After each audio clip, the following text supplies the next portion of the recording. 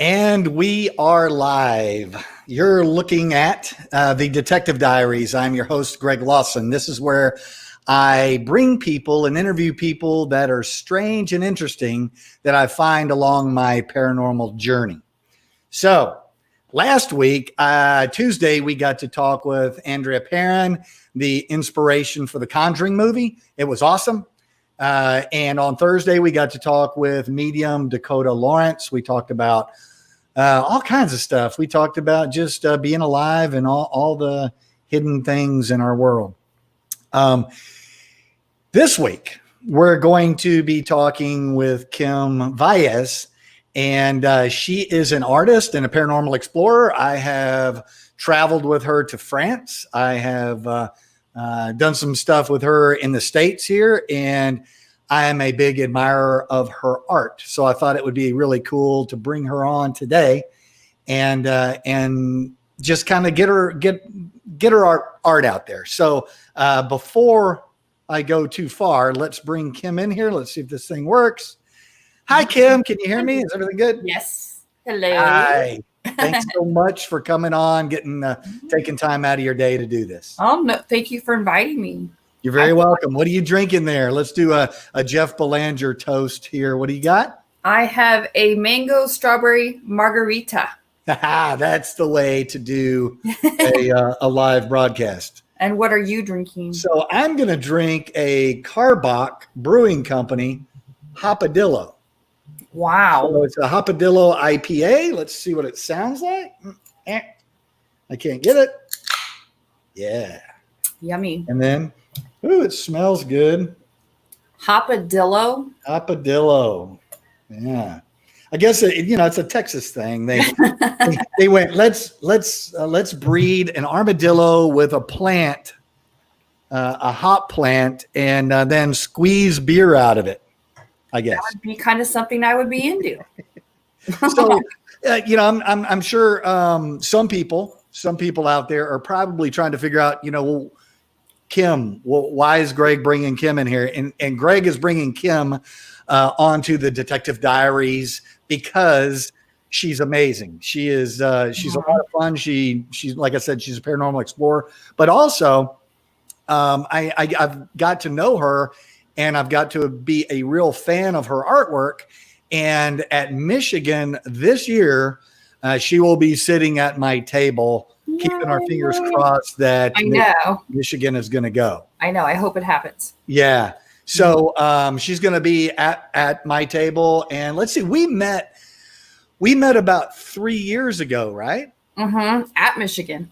Mm-hmm. And this is all because of Dave Schrader and Darkness Tours, right? This is true. Yes. Yeah. Yes. So Dave was telling you about Lynn and I and yeah, we had known Dave for a few years, and he kept saying, I need you to get in touch with my other Texas people, but living in Texas, Texas is so large.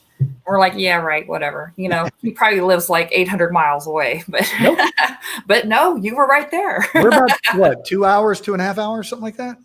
No, you're maybe an hour and a half. It's not that bad. Yeah. Nah. But anyway, I guess it depends on Austin traffic when we're trying to get out. Yeah, traffic is a big factor. Yeah. So anyway, we've got to do some kind of cool stuff together, and I could see your. I'm gonna bring you just in there, and I'm gonna show everybody your studio and the way it looks now, and then the way it normally looks. Yeah, I cleaned a little bit today for you. Yeah. Well, for what it's worth, those people that are not artists,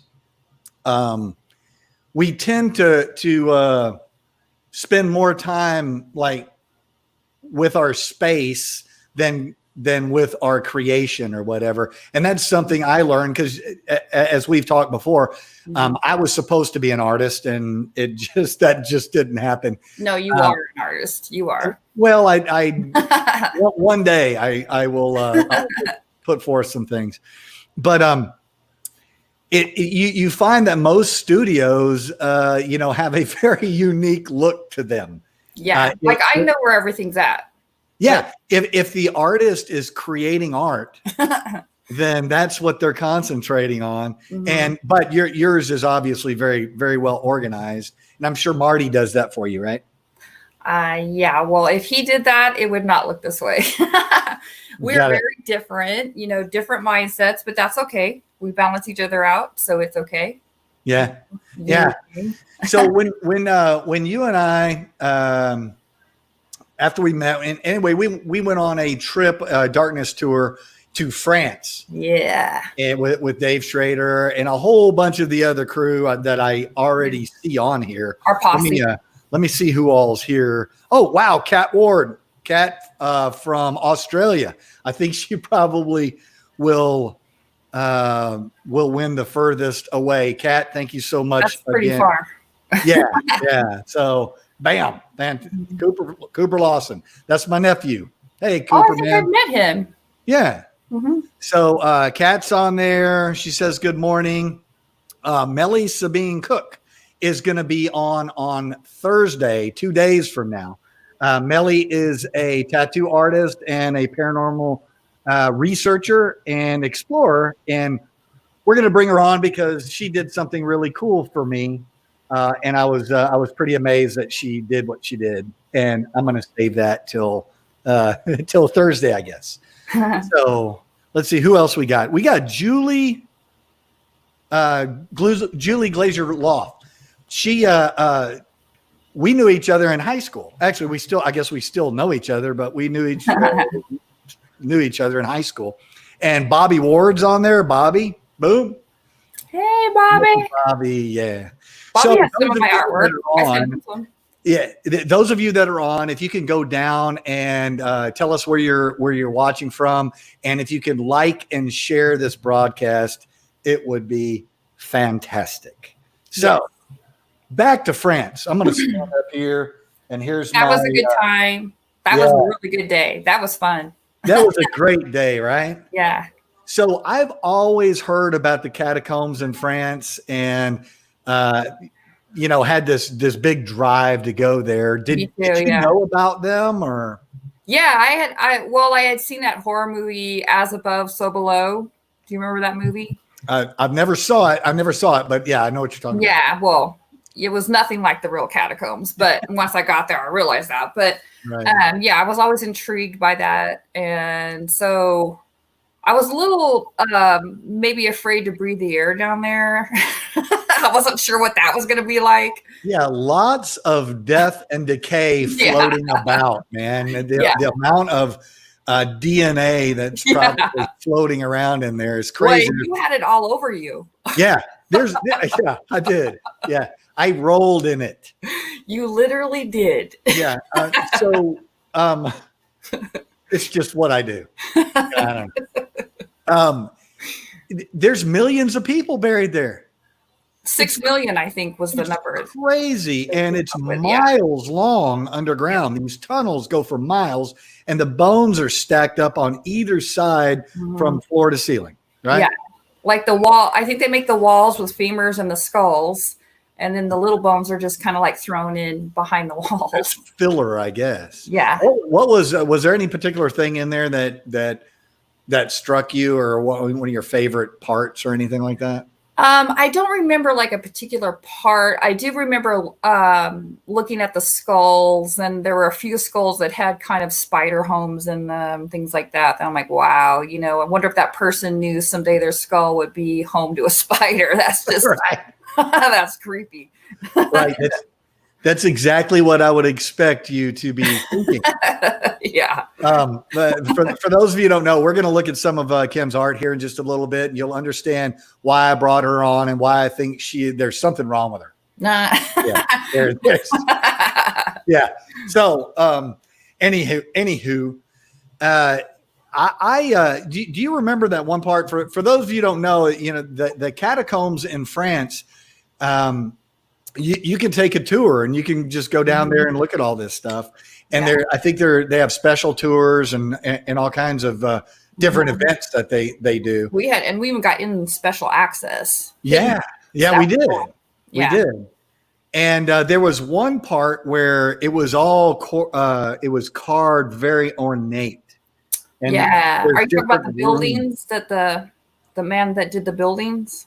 Yeah. Yeah. The architect. Mm-hmm. Yeah. And so if you ever go to Paris, France, make sure that you take the catacomb tour. You not only learn about a little bit of history, it's just crazy weird. It's crazy weird. I can't imagine having that job of putting those bodies down there. Yeah. No. Just it. You know, we're so sensitive today to death. Yeah.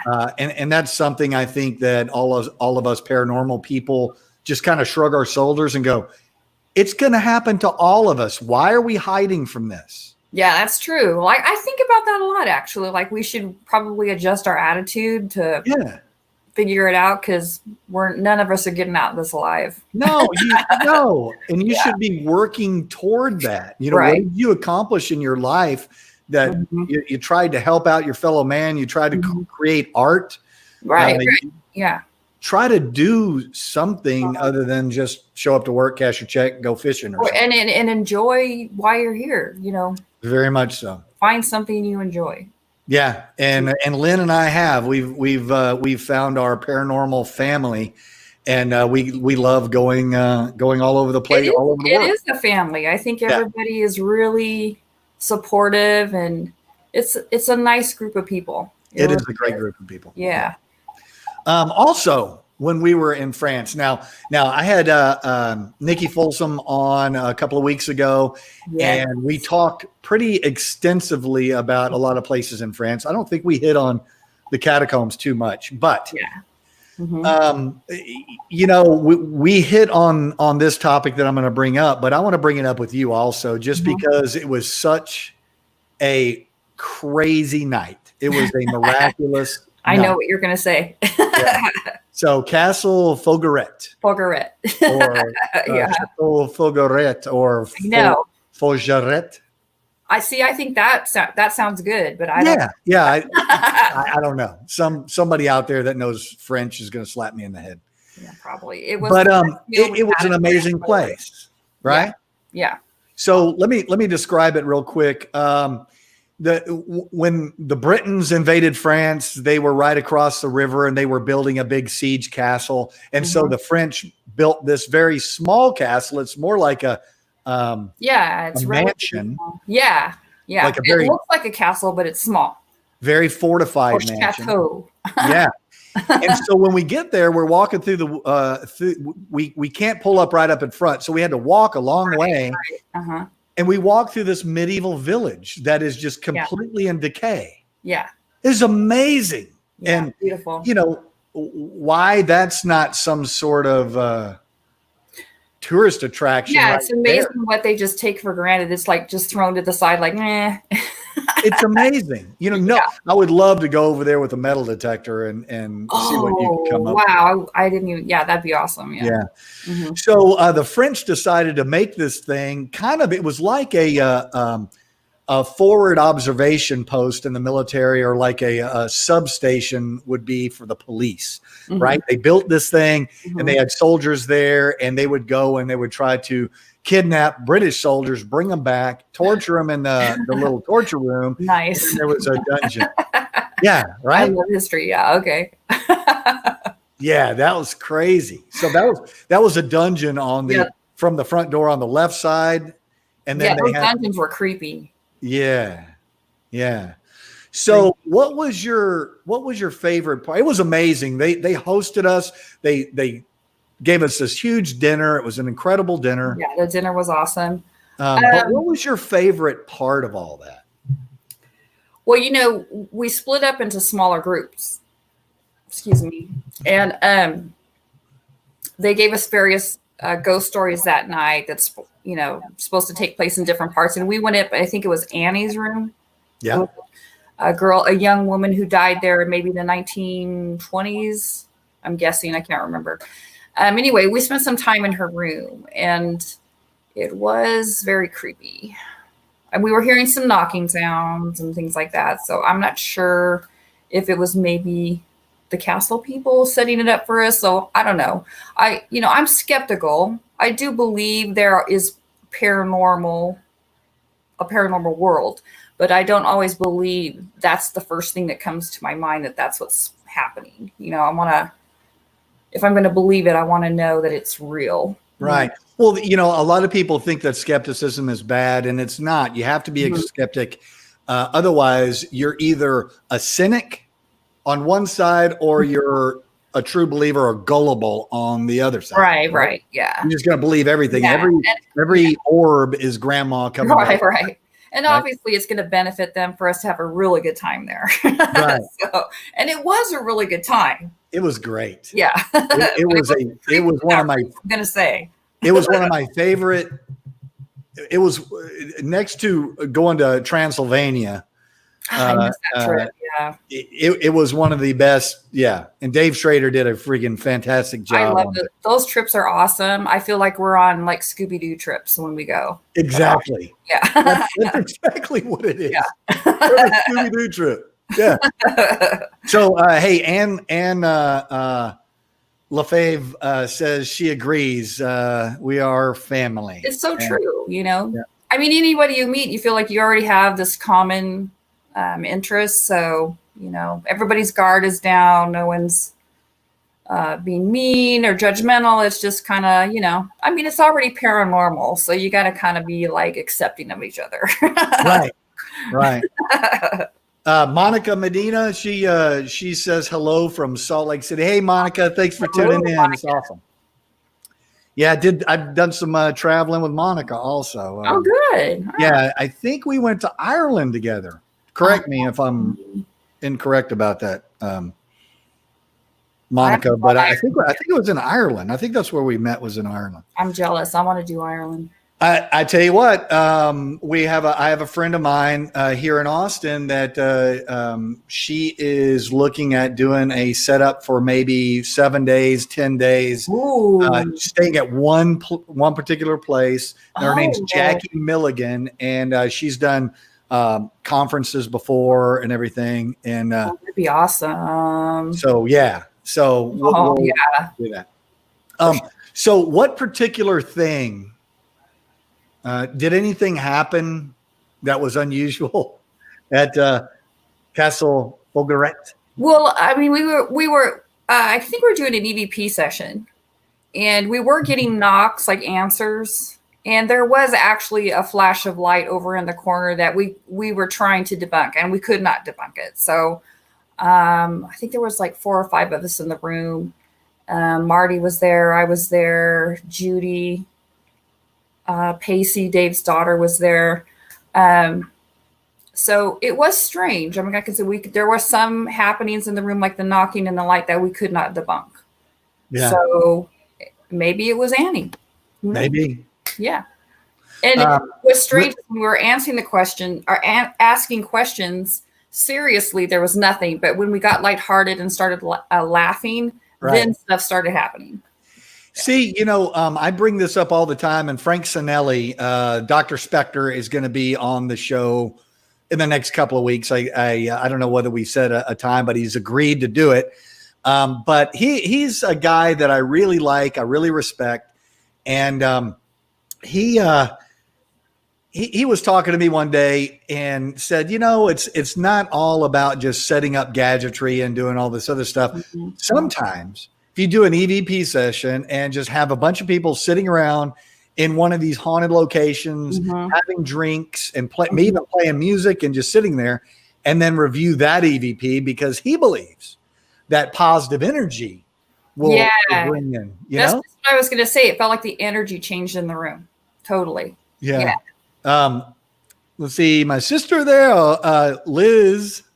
What am I doing? Where am I going? So Liz Cormel says that she'll meet us in Ireland. Ooh, Liz, nice. Awesome. Okay. Seen her times at Sage. Have you thought about going to Sage? I have. Actually, I was going to commit to next year, but the one this year got postponed, correct? It did. It got pushed. Yeah, to next year, which it sets it up just perfect. Perfectly. Yeah. Right. Mm-hmm. And here's Joy Pottinger-Bond. She also edits some of my books. Nice. Thanks for tuning in, Joy. My mom read your book. She was very disturbed. Did she really? Did she make it through the whole thing? She did. Wow. So she was like, "This guy's your Kim, friend." you know the man who wrote this book? Was it because of my spelling, or was it because? No, she said it was really scary. Yeah. Well, was it the carrion? Is that what she? Yeah, it was. Yeah. Yeah. That's a creepy book, man. Yeah. That was my mama. Yeah. That was my most fun book. I had the most fun writing that. Did and you really? all those characters, every one of them are real people. See, that's what I told her, that you told me a lot of that is based in real life, and that freaked her out. Yeah. Very, very disturbing. For those of you who might have just tuned in, you're listening to or watching the Detective Diaries. I'm here with Kim Valles. She is an artist and a paranormal explorer. If you can like and share this broadcast, would be great. And please write anything down in the comments that you have. And let's see, Liz actually has a question. She said, did you see any cryptids in the catacombs? I've seen some pictures of some, I don't know if they're doctored skulls or whatever. They have little horns and stuff on them. Those really? are You saw some? I didn't see them while we were there. I've seen them online, some pictures online. I had a weird experience concerning the catacombs when I got back. What? Okay. So while I was there at the catacombs, I took a pebble home with me. And so when I got home, I got the pebble out, and I was going to create this special box for it and keep it in the house. And I got it out, and then I ran some errands, and I came home, and the pebble's gone. Like, I don't know where it's at. It's gone. It's like disappeared. So, and your behavior modification unit, also known as Marty, didn't say like, I don't want a cursed pebble in my house. No, I swear he didn't even know about it. Really? Yeah, I was going to tell him after I had it all, like, in the box, ready and everything.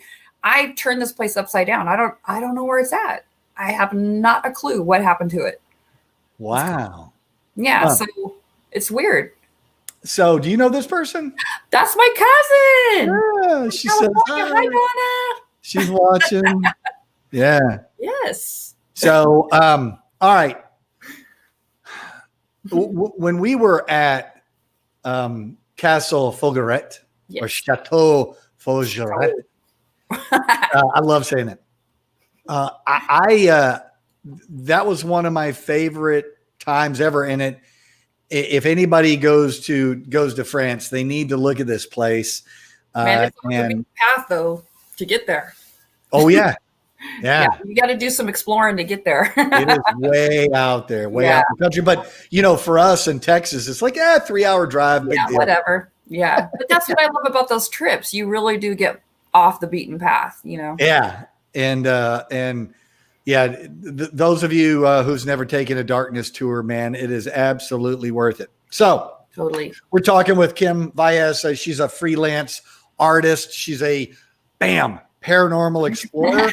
And you can find her on Facebook at Art of Kim Valles Facebook, and also her personal Facebook if you want to do a little bit of work and try to figure that out. I want to go in and let's take a look at a couple of things here.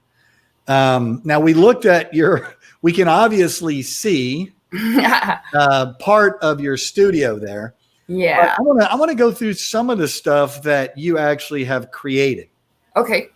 And this is talking about the Paranormal Muse. For those of you who are not familiar with a muse, what drives you? What's your inspiration? What is this thing? Even today, but hundreds of years ago, maybe thousands of years ago, they thought that your inspiration came from God, or it was your muse that actually did this stuff. So here's your muse. What the hell are you thinking? So what is this made out of? Okay, so that is what size is it, and then what's it made out of? Okay, so that's about like 4x4 canvas in a frame, and the eyeball is poured resin over polymer clay, Okay. and the outside of it is paper mache and acrylic. Okay. Yeah, that's what it is. So the main question is, um, why? Okay, Why? so here's the thing I think that every artist struggles with at one point is, where's your art going to go? So there's pretty art, and then there's art that's not pretty. And you've got to decide where yours is at. And you need to be authentic, because if you're not, it's not going to be good. Well, I can say you are authentic. Oh, thank you. So take us here. What is the medium you did this in, Okay, and what was your motivation on this? okay, so that is acrylic Okay. on canvas, and that was an attempt to. I like surrealism a lot, and so I like it when you can look at things and see two things at once. So we're looking at an egg, obviously that could be an eyeball, that's an octopus, and a bird, and it's kind of hard to tell whether it's loving the hand or hating the hand, or is the hand glad it's there or not glad it's there. So I like, when I look at something, I like to wonder, oh, what is that? Like that creates, if something creates interest in me, then I'm intrigued by it. So that's what I try to do with my art, is create interest in the person viewing it. I think that's what my goal is. I like it. And for those of you listening to the podcast, I apologize. I had thrown up an eyeball earlier, and it's framed in black, and it's kind of a greenish brown color in the iris. Is that the iris? Is that what it is? Uh-huh. And then it's it's either from a very old person that maybe has got some mold growing on them, or maybe it's a lizard person. Yeah, maybe a lizard person. That would be good. Yeah, Yeah. I am into like genetic experiment things. Yeah, that'd be good. Yeah. Yeah. All right. So got some comments here. Let's see if any. And that's like wild. So Ron says, yeah. Ron. Ron is an awesome, awesome photographer. If you want to look him up, he is friggin' awesome. Is that Ron Santini? Yes. Uh-huh. Okay. Mm-hmm. Yeah, he's an artist friend of mine that's a photographer that is just massively good. All right. Well, so Joyce is mold. Mold eye. Lynn thinks it might be the Grinch's eye. Hey, Lynn's onto something. Yeah, maybe that's what that is. I don't know.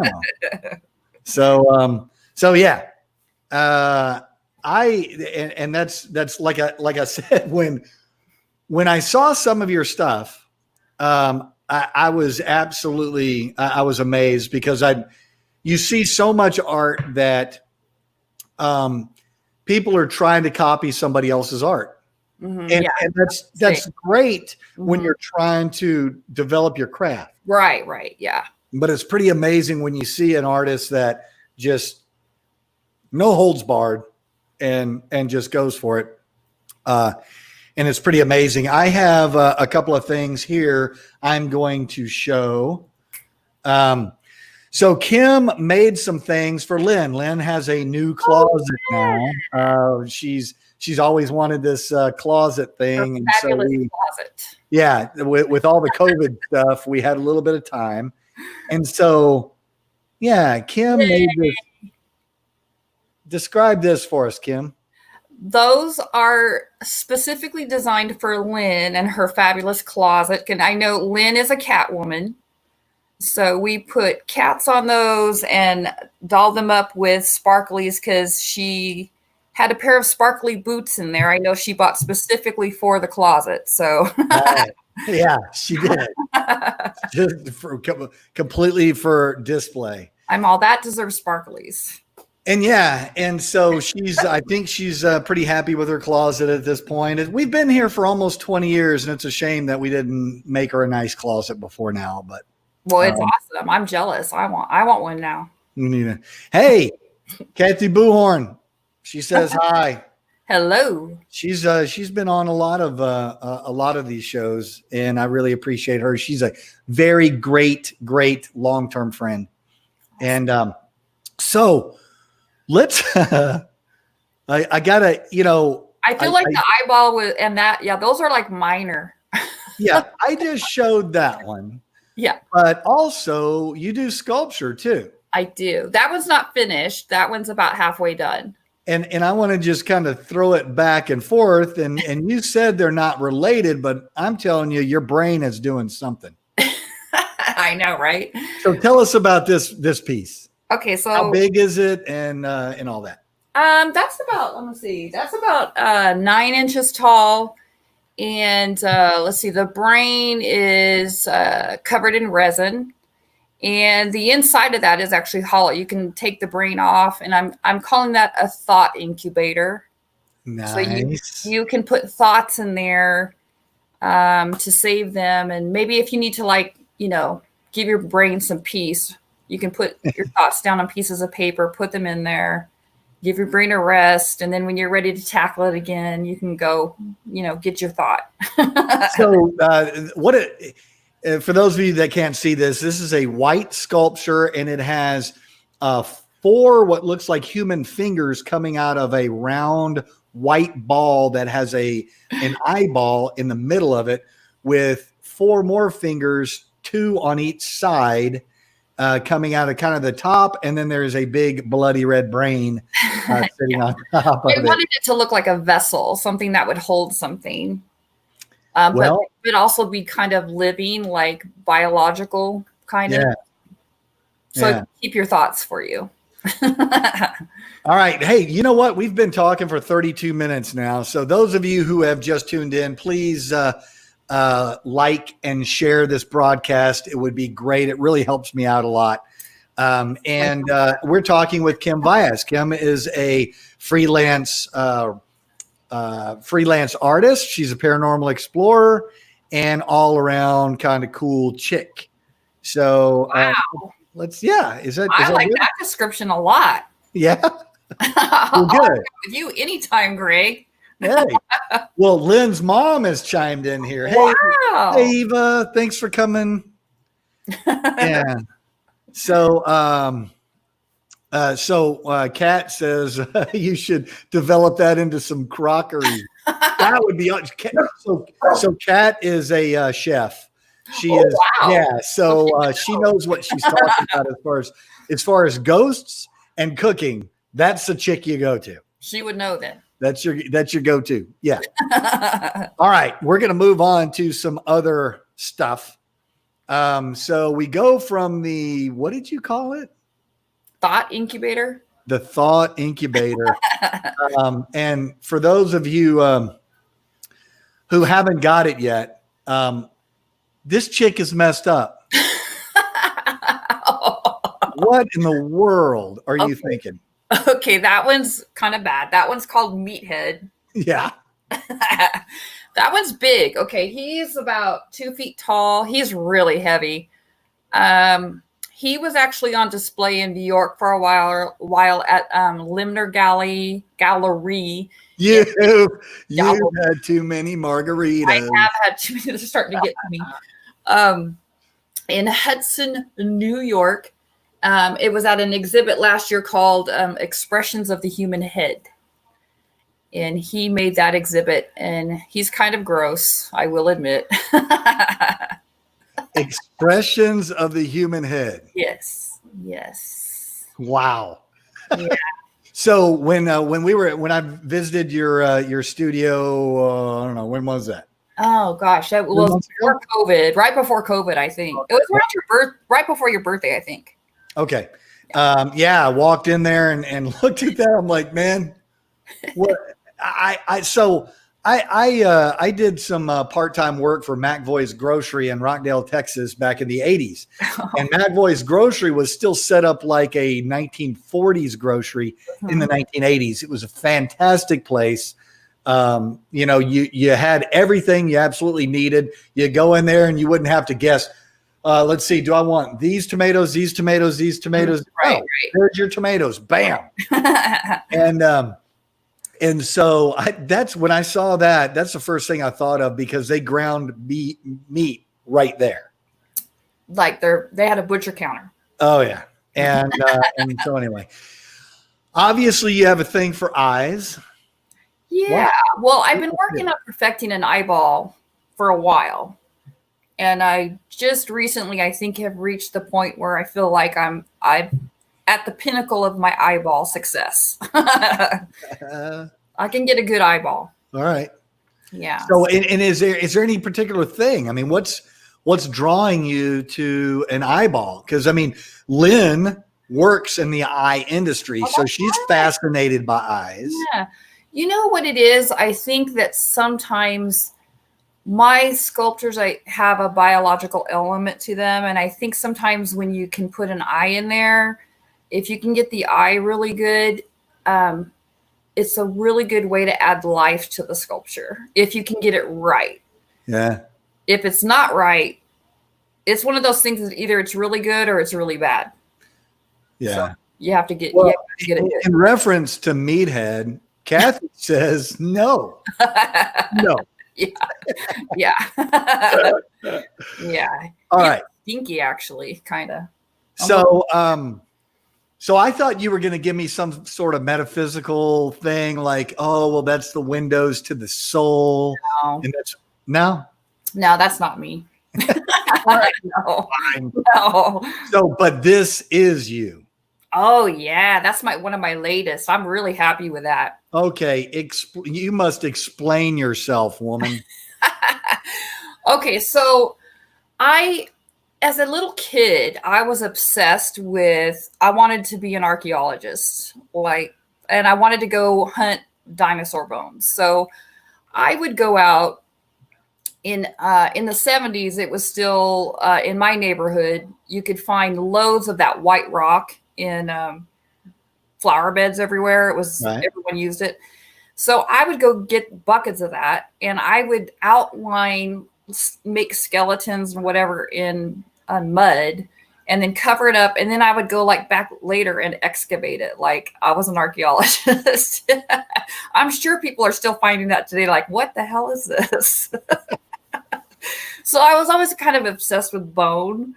And so I like things when you can make samples, like you found a sample of a cryptid bone, but it's not real. But so this is what you have here. Describe it to us. Tell us what the size and what it's made of. Okay, so this is let's see, what is this? This is air dry polymer clay with baked polymer teeth that have been glued in, and then it's painted with some acrylic paint, and it is displayed. That's the base of a bell jar. So what I did is I made the top piece of what looks like an excavated top piece of a jaw, when you can see a little bit of the nasal cavity.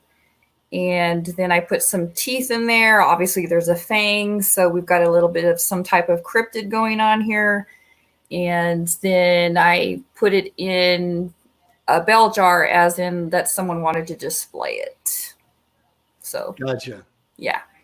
So oddly enough, check this out. Liz is a forensic archaeologist. Oh, that's so cool. So when you go to Sage, you'll be able to hook up with her and talk all kinds of stuff, and maybe nice. Go find something. Who knows? Yeah, we could do tradesies or something. Yeah.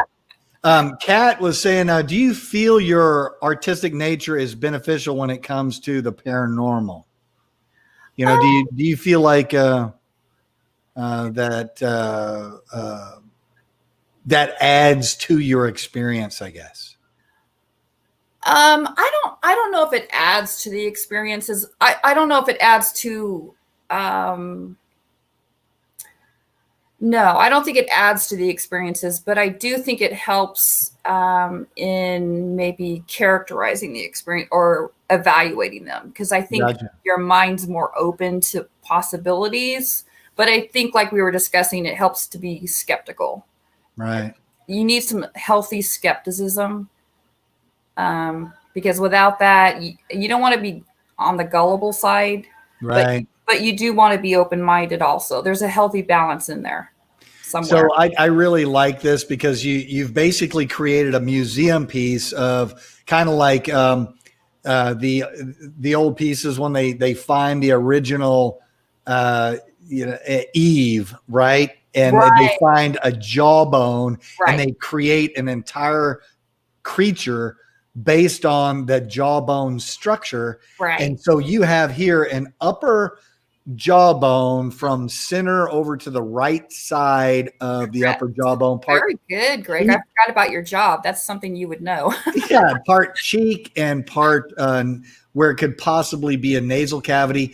It has some human style kind of incisors, and then you got a pointed tooth, like a canine tooth, but it angles forward instead of backwards. So Right. it would be a real challenge for an archaeologist to go and try to figure that out and build the monster or the creature out of that, which might be a really cool thing to do, is to make these things and then get with some anthropology students and have them Oh, that would be cool. recreate what the monster is, what the creature is. But let's get away from meat and bones and eyeballs, and I want to go to your childhood. Oh, yes. This is one of my newest ones. Yeah, I don't even know what to say. You just go with it. Okay, so this is actually really small. This would fit in the palm of your hand. And I recently saw a story on the Coffin dolls of Scotland. Okay. And so this is kind of a replica of what I've seen in the article that I read. And I'm supposed to go to Scotland in September. It's still on as we speak. I don't know if that's going to happen, but they are on display there. And I think it was in the early 19th century, some boys were exploring a cave and they found 17 wooden boxes like this with little carved dolls like this in there. Those particular dolls, I think, had actually clothes that had been sewn for them.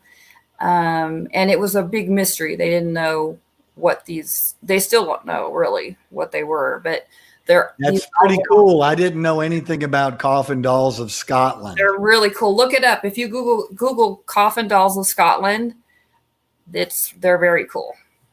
So that's my homage to that. That's I really like that. For those of you who are on a podcast, it is a small. What did you make it out of resin? The box? No, that's I think that's air dry polymer clay. Yeah. Uh-huh. Okay, so a brownish kind of coffin with a little doll in it, which is really creepy. He's got some burlap in there that he's laying on, and then I used some crackle medium on him to make him look old. And then I do like painting in decay. That's one of the things I like. So speaking of decay, yes, you been very kind to Lynn and I, and you gave me something because I saw it and I went, "Oh man, that's amazing!" And then all of a sudden, you gave it to me, and I got to show it. Yeah. So the monkey's paw, right? Yeah. Yeah. What is the deal with this? Oh, well, you know the curse of the monkey paw, right? No, well, I do, but the people that are watching might not know. So, well, there was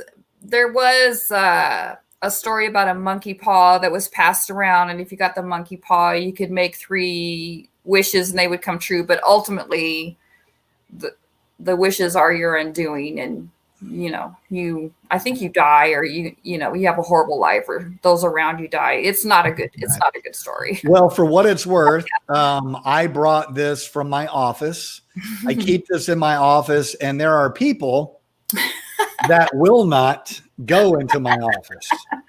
I love that. I think it's cool. And I think I'm going to keep this thing in my office just to keep the non-believers the hell out. And I did actually glue my own hair on that. I know. I have your DNA in this box. Just so 100 years from now, when they're testing DNA, they can know what is this? Who was the artist? That's what all artists should do in their mediums now. They should just pull some hair and stick it in their paint or whatever. But just in case we need to clone them later. Yeah. Oh, right. Great. But yeah, I keep this thing in here, and I've had multiple people come in, and they're like, "What is that?" I'm like, well, it's a monkey's paw. And they're like, oh, and then they leave, and they won't even come back in my office. Well, I use paper mache to make that one. Shut up. That's a good one. It's a damn monkey's paw. Leave it alone. Let's move on. Let's move on to some dolls here. Oh, yeah. That's my ugly dolls. What is wrong with you? Why? People like those. Do you dress them, or they just, No, that's just muslin that I wrap around him because I don't like making clothes. Okay.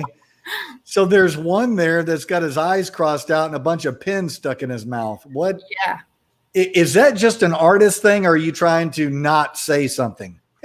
No, you know what? That's interesting. What I was thinking with that doll is he looks really sinister, right? Right. But I was thinking he actually could be a good thing, because he could be a doll where you felt bad about maybe insults that you had fired out at people, and you were trying to take your insults back. So using the pins to take your insults back. So maybe he's not bad. So there he is over there on the right-hand side for those of you who can't see him or can see him. Yeah. He's kind of an interesting character. Now we have to move on to the really important stuff. Uh-oh. Oh. What? What are you doing? What are you doing? I don't understand. This one doesn't even have a name yet. He is going to go to the Limner Gallery in September. And it's to a show called Strange Figurations. I've been in that show before. And I actually did this while I was watching The Tiger King. So I don't know. Maybe the Tiger King gave me some, I don't know. So, inspiration. That was your paranormal muse, was the freaking Tiger King? What? No, it's just I remember watching the Tiger King while I was making it, but I don't know what. So what is his, what does his future look like? What's he going to be doing? He's going to go on to, well, I take it back. He won't actually be going to New York. What's happening is this, because of COVID, this display is actually going to be going digital. And so he will be available for purchase through the Limner Gallery. Oh, wow. Okay. And then because it's just going to be a digital exhibit, that gallery actually comes out with a magazine quarterly called Slow Art Productions. And they're going to feature that exhibit in that magazine. So what we're looking at here, if I can describe it, would be a sloped-headed human that doesn't have any eyes, but has like pig ears, huge mouth with very, very clean teeth, which I assume would be dentures. I'm not sure. He's got really, really nice teeth, and he has no body. It's just kind of a head with some fingers growing out of what would be where his neck would be. So I'm not sure. Well, and I like things that look like they were genetic experiments gone wrong. That is a genetic experiment gone wrong for sure. That's probably what he is. Probably he All doesn't right. have a name, so we'll probably call him that, genetic experiment gone wrong. Yeah. Let's see. All right, I want to go to some of your painting stuff. Oh, So this is something else that you do, which is completely different Totally than different. what we've been looking at. But This is how I relax, actually. I was gonna say, is this kind of like doodle art? It is. It is. Okay. This is what I do to let the steam out of my head Okay. at night. Well, I think that would be fantastic bed sheets. You know, wouldn't that be awesome to have bed sheets That like would that? be actually, yeah, man. Wow. That would be Incredible. Yeah. All right. So also, this is one of my favorites. That is my take on the don't speak, don't hear, don't look at evil. Okay. The 3 months. What we're looking at is how big, the medium, and describe it. Okay, so that's about, I think that's about an 8x8 canvas. It's acrylic. And I don't know. I've always been intrigued by that subject. I have some monkeys in my house that I display that I just really like, and I wanted to paint something in the way that I think to express that idea. And this is what came out. Yeah. So what we're looking at is it looks like 3 heads that are coming out of one body who's wearing like a brown T-shirt. Mm-hmm. And it's got a black background, and one of them has his mouth sewn shut. Mm-hmm. The other one has his eyes sewn shut, and the other one has his ears sewn shut. And it's I feel sorry for those guys. I don't know what the hell happened, but I saved the best for last. The best for last. Boom. This is my absolute favorite. He's pretty popular. Describe that one. I mean, what's it made out of? How big is it? Okay, so he's about a foot long and about 9 inches high. That is a resin eye, and he is paper mache and clay, and that is called Fingers and Eye, and he is a genetic experiment gone wrong. And he was part of Strange Figurations exhibit in the past at the Limner Gallery. And he was very popular. He was used to promote the next year's exhibit of Strange Figurations. Yeah. Yeah. So he looks a little like he's got a little decay going on, which is something I like to use. So I like him. For those of you who can't see this, I can't even explain it to you. I don't know. Imagine a lumpy gray football that has fingers growing out of it and a big green eyeball at the front. There's no mouth, and it looks like it's just menacing, coming to get you. Maybe the mouth is down under his belly. No, he doesn't have a mouth. He doesn't have a mouth at all. He just ingests whatever. But I like on this one, I like the draping of the skin and how you can see kind of his bone structure underneath. I think that's what I like about him. Yeah. It's very, it's very realistic, if you could call that realism. I don't know. But Joy agrees. Those should be bed sheets. That would be a good idea. It'd be a lot of color. I'm not going to lie there. No, it would be really weird. So Jennifer loves your painting. Aw, thank you, Jennifer. Yeah. She went to France with us. What's that? She was in France with us. She was in France. She was awesome in France. Hey, well, this is all. Monica says, you mean a genetic experiment gone awesome. Oh, that's even better. Way to go, Monica. Thank you. Yes. So that's very good. All right. What else we got? Golly, man, it's been 53 minutes. That's pretty good. It's gone by so fast. Tell us where people can like find your stuff. Well, there's the Facebook, and then I'm on Instagram under Valles KC. That's easy. You can find me there. And that's strictly art. I just post my art on there. I'm hopefully going to be at Michigan Paragon at your table. And basically that's it right now. Hopefully the drawing that you saw, the ink drawing, right. I'm trying to self-publish a seek and find book. There are dogs hidden in that drawing. That's right. Yeah. Yeah. And so what I want to do with that is, I want to earmark part of the proceeds from that book to maybe go to some dog shelters in the area. So That would be really cool. yeah, so I want to work something out with that. But right now I'm working on editing it and getting it to the publisher. And I want to get with you to discuss things that I shouldn't do in the self-publishing process. I can tell you that, and Joy can attest to it.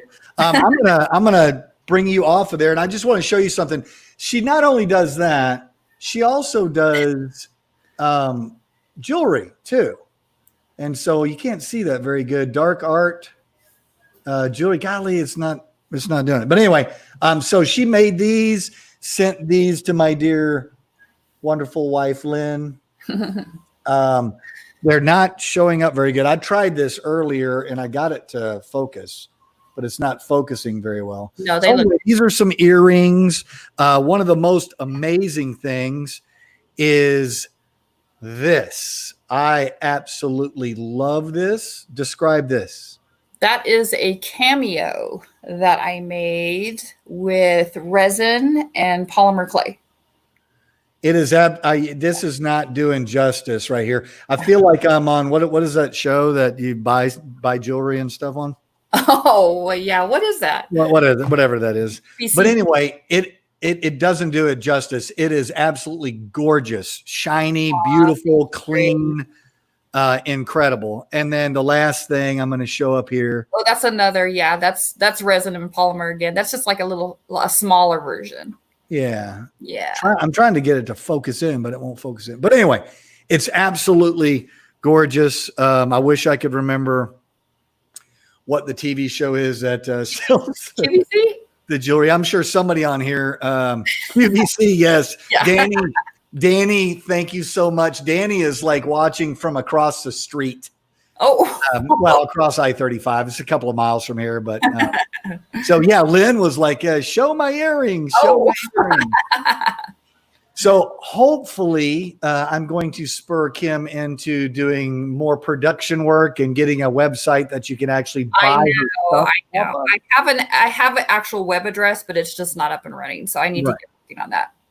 Well, I want you to be up and running because there is a part of the community out there that would absolutely love what you do.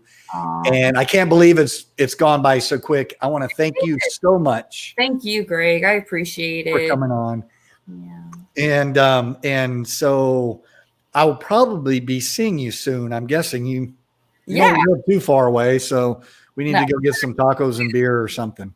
Something. All right. Man, at least. Thank you so much. And I'll be talking to you soon. Okay. Bye, Greg. All right, bye. All right. Now, so that was Kim Valles. She is a freelance artist. She's awesome. She's a paranormal explorer and absolutely has what it takes to make a bunch of really cool jewelry, really cool artwork. Please try to follow her and see where she goes with all of her artwork and her art shows and stuff like that. So this is Tuesday. On Thursday, I'm going to have Melly Sabine Cook on. Melly is a tattoo artist, but more than that, she's a paranormal researcher. She's done some exploration in the UK, and we're going to talk to her about her paranormal experiences, but more about what her paranormal muse is as far as artwork goes. And then we'll talk a little bit also because she recently read my book, Diaries of a Paranormalist, and actually drew a sketch of one of the sites that I was at, and it was spot on. It was pretty amazing when she just kind of Facebook messaged me it, and I was like, man, you got to come on and we need to talk. So it's going to be really cool. Don't forget that Jeff Belanger is doing the Speakeasy on Monday, Wednesdays, and Fridays. I've had one too many IPAs apparently. And make sure that you tune in. He's got some great guests. He had Zaffis on the other day, and I'm going to try to sucker Zaffis in, but I don't know whether I can get him. And also Dave Schrader, he's out filming the Halser Files. If you haven't seen the Halser Files, go to the Travel Channel and check out last season's Halser Files. Is really, really cool stuff that they're doing. Seth Breedlove's Small Town Monsters movies are great if you haven't seen any of them, and just sit back and watch some of his documentaries on all these amazing monsters, Mothman, Terror in the Sky, and stuff like that. So please tune in 2 days from now on Thursday at 6 p.m. Central Standard Time. We're going to talk to Millie Sabine Cook, and hope to see you around the paranormal world. Y'all be kind to each other and share. I'll see you guys later. Thanks for watching.